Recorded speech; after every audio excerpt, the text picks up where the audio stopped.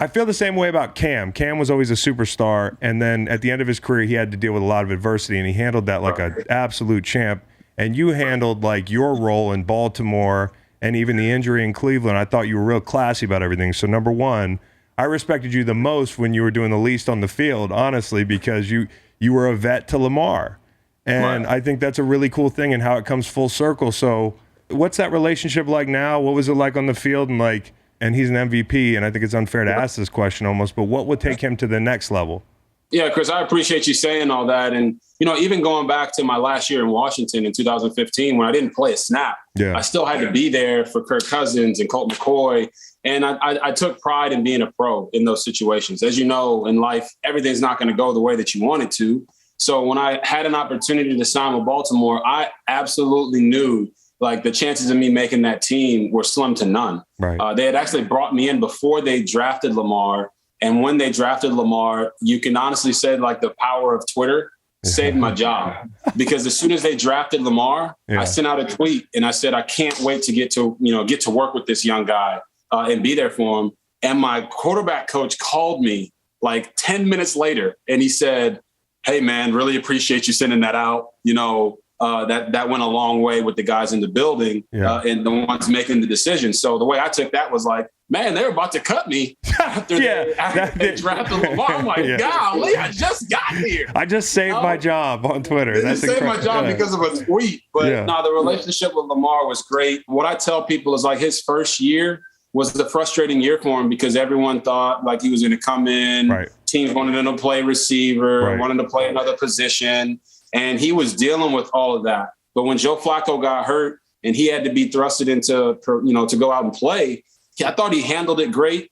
And then the following year, I saw him really open up. And that's when he really started asking a ton of questions, getting the feedback. And I felt like I was really being able to be more of a mentor for him in that second year, which I think is the year he went out and won MVP. But our relationship was great. I literally saw the guy do stuff on the field that I've never seen anyone do, and stuff that I'd never seen him do. Like in practice, he would never make this throw, and then in the game he would just do it. And I'm like, that's just a sign of a guy who just has it. So I think for him to answer your question about what do you need to do to go take the next step, I think he's got to stay healthy. Obviously, last year he missed like the last 4 games, but when he's protected, man, the dude is lethal from the pocket.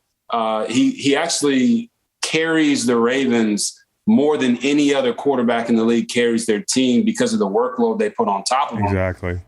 So as you said, like, the dude won MVP. What more can you do? Yes, he can improve in the pocket, throwing the ball, being more consistent in that regard, throwing to the boundaries. You hear all these talking points all the time on TV. But they don't hold up. Dude, the talking points hold up when you look at the tape. I mean, like, it sounds like that's the thing.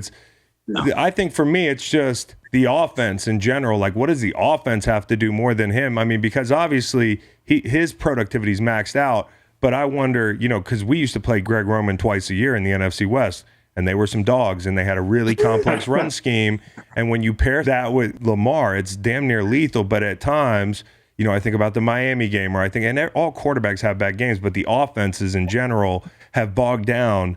And, I don't know if that offense needs to evolve a little bit to fit his skill set, if that makes sense. Do you feel that way?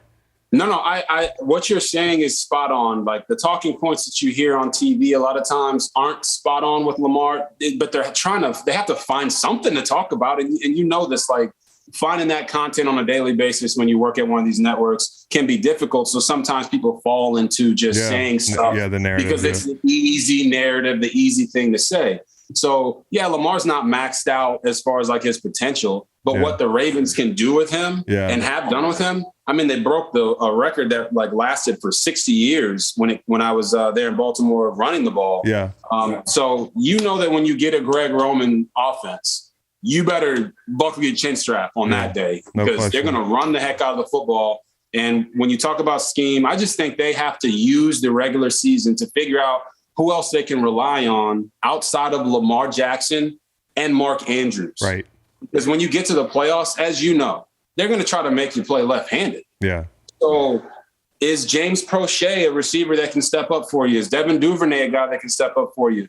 Are you going to lean more on J.K. Dobbins and Gus Edwards now that they're back from injury, or do you lean on Mike Davis? I hate to say it, like, every team's trying to win and, all the time.